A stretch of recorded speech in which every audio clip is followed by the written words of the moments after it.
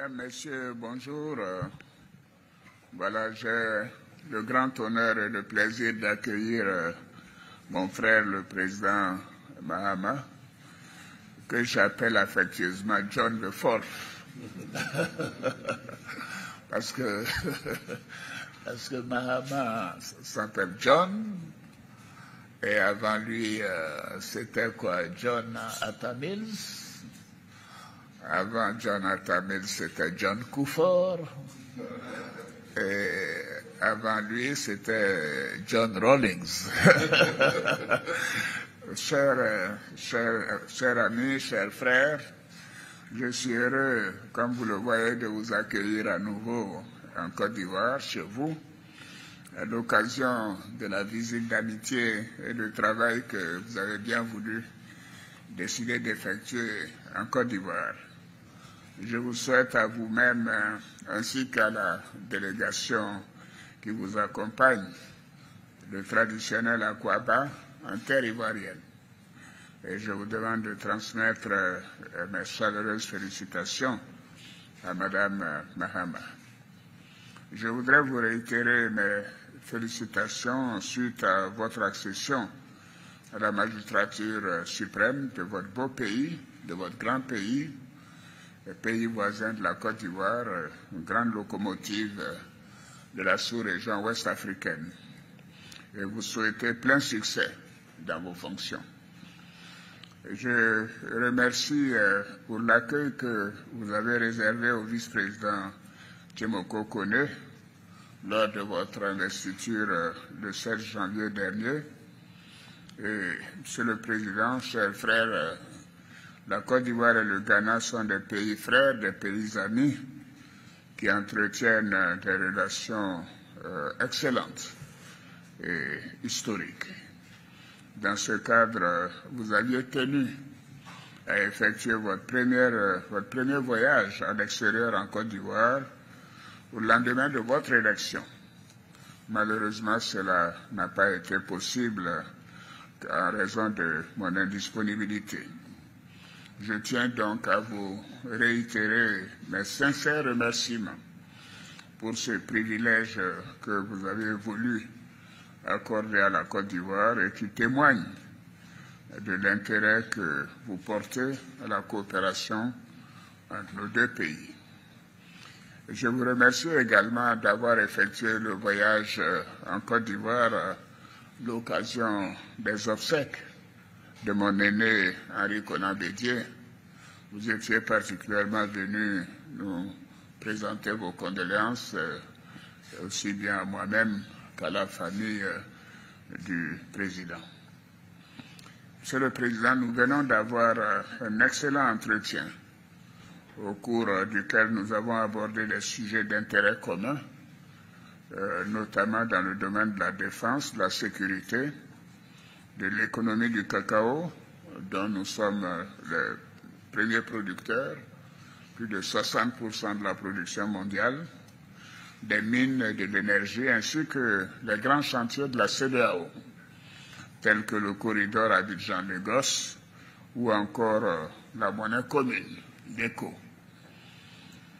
S'agissant de la coopération bilatérale, nous avons réaffirmé notre volonté commune de soutenir l'initiative Cacao Côte d'Ivoire-Ghana et de renforcer la coopération entre le Ghana et la Côte d'Ivoire dans les domaines des mines et de l'énergie, de la lutte contre l'orpaillage illégal et de la surveillance de la qualité des eaux.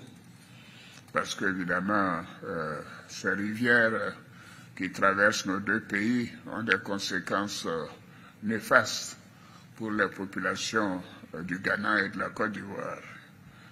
Nous nous sommes également engagés à soutenir et à œuvrer à la mise en œuvre de l'accord de partenariat stratégique Côte d'Ivoire-Ghana, un instrument privilégié de la coopération signé en 2017 à Accra. Monsieur le Président, nous avons tout à l'heure longuement évoqué la situation sécuritaire dans notre sous-région, qui demeure très préoccupante, ainsi que la situation sociopolitique dans certains pays du Sahel. Nous avons noté la nécessité d'apporter une assistance à ces pays frères pour leur permettre de faire face aux besoins humanitaires et sécuritaires. Nous vous faisons confiance, Monsieur le Président, pour qu'à l'occasion de vos entretiens avec ces pays frères, vous puissiez les convaincre de rester dans la CEDEAO, car il y va de l'avenir des peuples de l'Afrique de l'Ouest. Nous avons aussi souligné la nécessité de renforcer la coopération de nos gouvernements en matière de sécurité et de défense en vue de garantir la paix et la stabilité en Afrique de l'Ouest et de lutter efficacement contre le réchauffement climatique, contre le terrorisme, la piraterie maritime et bien sûr de toutes les formes de trafic dans la sous-région. Monsieur le Président, je ne voudrais pas être très long. Je voudrais vous dire combien je suis heureux de vous revoir, de vous renouveler mes remerciements pour cette visite fraternelle et pour réaffirmer la disponibilité de la Côte d'Ivoire et de mon gouvernement à œuvrer au renforcement des relations historiques, d'amitié, de fraternité et de coopération entre le Ghana et la Côte d'Ivoire. Nous aurons l'occasion de nous entretenir plus longuement tout à l'heure. Je voudrais vous dire combien je suis heureux de cette opportunité.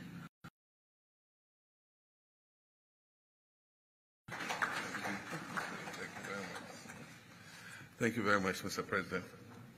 Pardon? Le président comprend le français. Hein? Les autres veulent la traduction. Bon, mais allez-y, allez-y.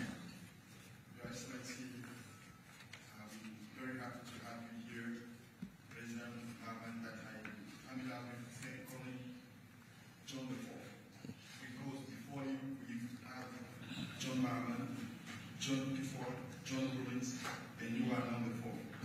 Dear friend, dear President, I'm very happy to have you here and for this visit of friendship and work. Akwaba, and welcome to your country. I would like also to say congratulations for the occasion of your elections in Ghana, and during your inauguration, you welcomed a huge delegation. Unfortunately, I was not available at that time. Thank you very much for this. Thank you again for you welcomed President Timo Komelie on the occasion of your inauguration. You know, Ghana is a great friend, and you wanted me to visit your country, but I was not, as I said, available. Cote d'Ivoire and Ghana has a lot to do together, especially in many fields like the Cote d'Ivoire-Nigeria corridor, with the management of illegal gold mining that is definitely impacting our two countries, especially their forests and the rivers. We also have to strengthen this strategic partnership agreement that is also good for our countries. Security in Sahel is a key issue for us as well, and we do trust you so that we can bring all the necessary things to assist the two countries to remain in ECOWAS and also to help in consolidating security and solving humanitarian issues that we are helping them to attain. We trust you, Mr. President, to definitely once again convince those 3 countries because they are key in ECOWAS. We need to also strengthen security cooperation, fighting terrorism, and also keeping at bay maritime piracy. I'm also happy to see you once again. As I told you, you know, Cote d'Ivoire is available, and we will take all the necessary measures to strengthen this historic friendship cooperation we used to have together. Mr. President, thank you once again, and I thank you. Thank you. Yes, thank you very much, Mr. President, for your kind words, and I'm happy to visit again We've known each other for a long time. When I was president in my first coming, we worked together closely and improved the relationship between Ghana and Cote d'Ivoire. You can be sure that in my second coming as president, we'll work even harder to make the relationship even closer than it was before. I called personally to thank you for the big delegation that you sent to my inauguration. Even though you couldn't come yourself, your delegation represented you very well, and Ghanaians were very happy to welcome them. We're all proud about the progress Cote d'Ivoire has done economically. I mean, growing at a growth rate of 6 to 7%, in these turbulent times in the world is very impressive. Unfortunately, Ghana has suffered some economic setbacks, but we're working hard to try and bring things back on track. We know that Ghana and Cote d'Ivoire's economy are some of the biggest economies in West Africa, and if the two countries do well, it impacts on the whole of the sub-region. We're happy to continue to cooperate with Cote d'Ivoire on the Cocoa Initiative because our two countries produce almost 80% of the total cocoa available in this world, and so it is good for us to maintain solidarity in both cocoa production and how we market the cocoa in the world so that we're able to create prosperity for our people. I want to add my words to yours in expressing concern about the happenings in our sub-region, especially with regards to our three sister countries. We faced challenges like this before. I remember when we worked together in ECOWAS and we had the crisis in Burkina Faso, we were able to resolve it and help them to transition back to constitutional rule. I've come with a new mandate from the people of Ghana and maybe with a new face. So I will offer myself as the bridge between ECOWAS and the three countries and see how we can work with them so that they not only remain within our sub-region, but also do the transition to constitutional democracy.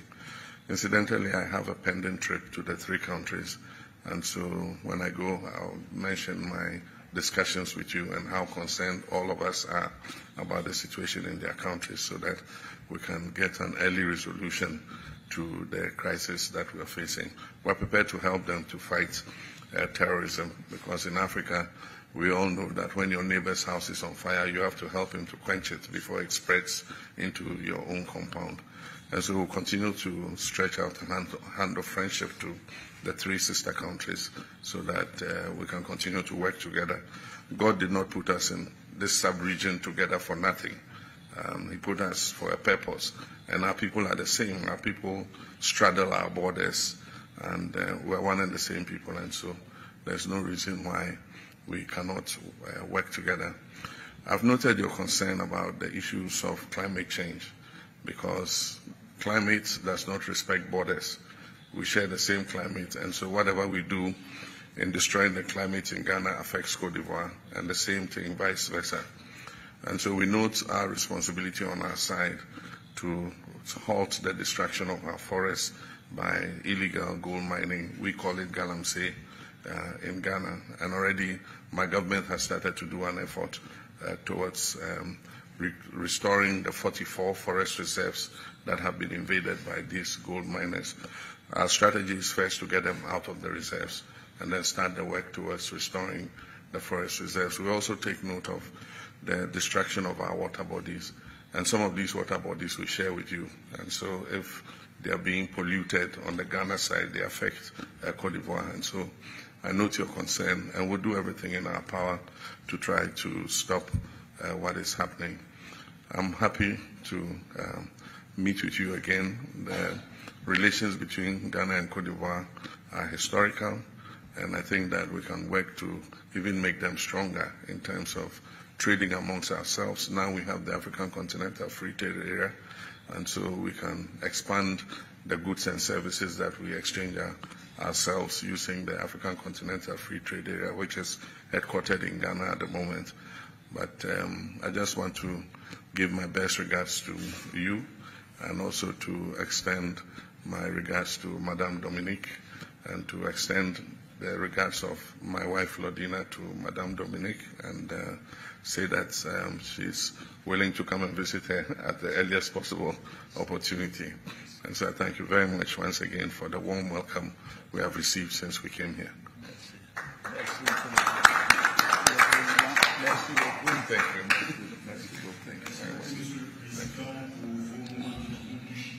Nous sommes très heureux et le Ghana et la Côte d'Ivoire sont bien entendu dans de bonnes relations. La Côte d'Ivoire a un poids important dans la sous-région avec ces situations que nous connaissons d'agitation économique. La Côte d'Ivoire a pu faire une croissance économique de entre 6 et 7%. Cela est remarquable. Je pense que nous devons continuer à travailler ensemble, la Côte d'Ivoire et nous.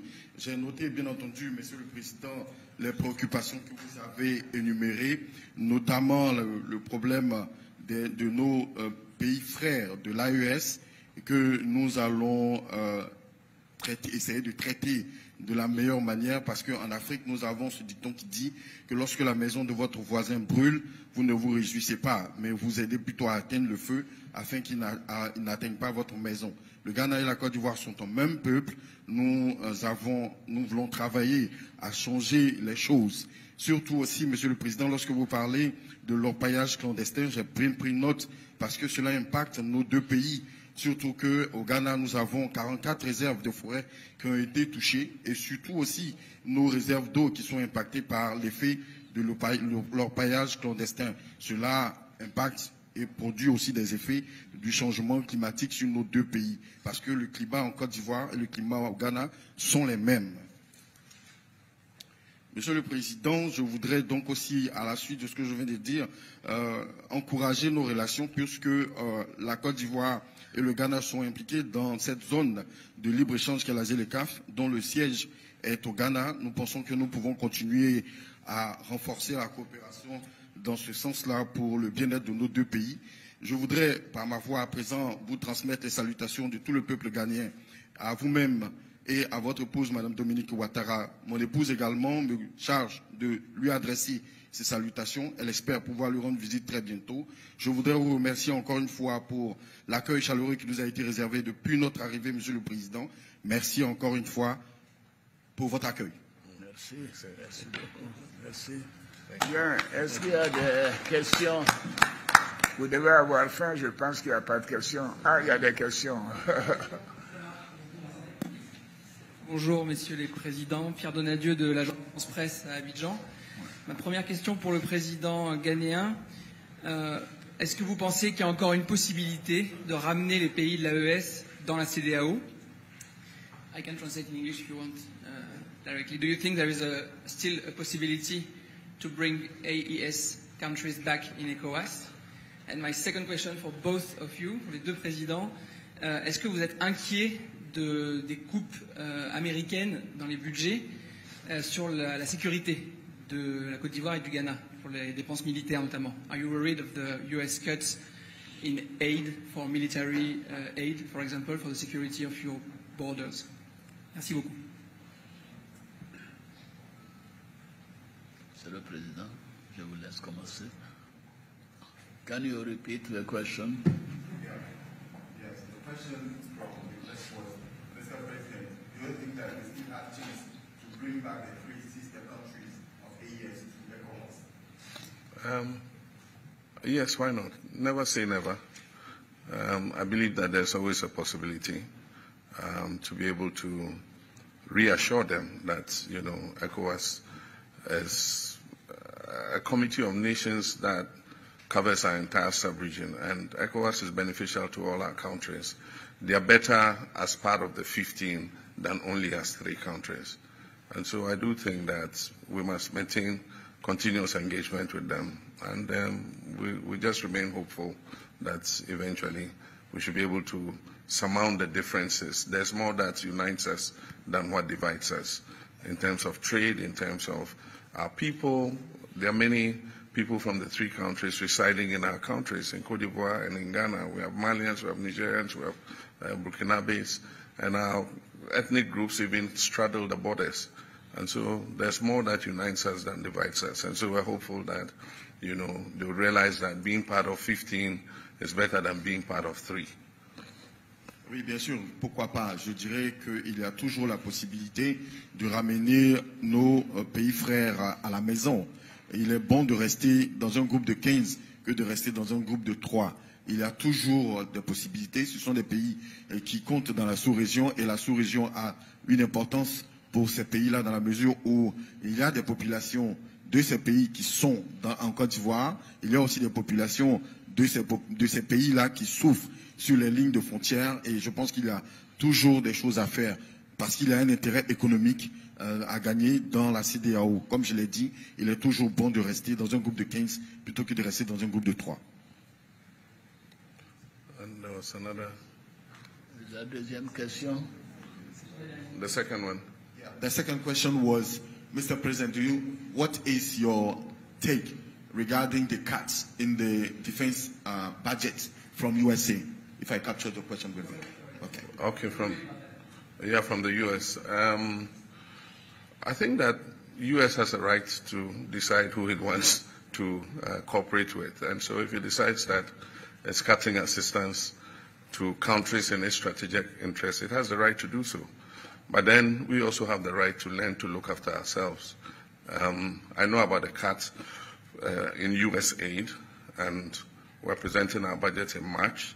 So we've already adjusted our budgets to make up for the shortfall in U.S. aid. I'm not yet notified of any cuts in defense cooperation, but if there is, then it means that we have to make the adjustments to cover it. Bien sûr, j'ai entendu parler de ces réductions. Vous savez, les États-Unis ont le droit de réviser leur stratégie de coopération, de voir comment est-ce qu'ils pourraient orienter leur financement. Je pense que c'est aussi une opportunité pour nous de voir comment on pourrait compter sur nous-mêmes. Et j'ai entendu aussi dire qu'il y aurait des réductions dans l'USAID. Je pense que cela a été pour nous une opportunité de revoir aussi nos stratégies économiques. Oui, mais pour en ce qui me concerne, pour la première question concernant les pays de l'AES, vraiment j'encourage le président Mahama et je voudrais aussi lancer un appel aux pays de l'AES pour dire que nous sommes mieux à 15 qu'à 3. Donc je souhaite que vraiment l'appel du président Mahama puisse être entendu par ces 3 pays frères, dont 2 sont des voisins de la Côte d'Ivoire, que nous puissions continuer ensemble au sein de la CEDEAO. Alors, en ce qui concerne la question concernant les réductions de financement américain, c'est vrai que c'est une très grosse partie du financement international. Je crois près de 64%, si je ne me trompe. La Côte d'Ivoire bénéficie d'un certain nombre de financements avec le MCC, financement contre le paludisme, contre le sida, etc. Alors nous avons pris des dispositions à notre niveau pour continuer à financer tous ces projets en attendant que les États-Unis reprennent les choses après, bien sûr, l'audit qui est en cours. Nous sommes confiants parce que les États-Unis ont toujours été un pays ami de la Côte d'Ivoire et je considère que à l'issue de l'examen par le gouvernement américain que les décaissements reprendront pour la Côte d'Ivoire. Je vous remercie. Autre question? Ça y est? Bon, ben merci beaucoup. Monsieur, bon appétit à tous. Merci. Okay. Thank you.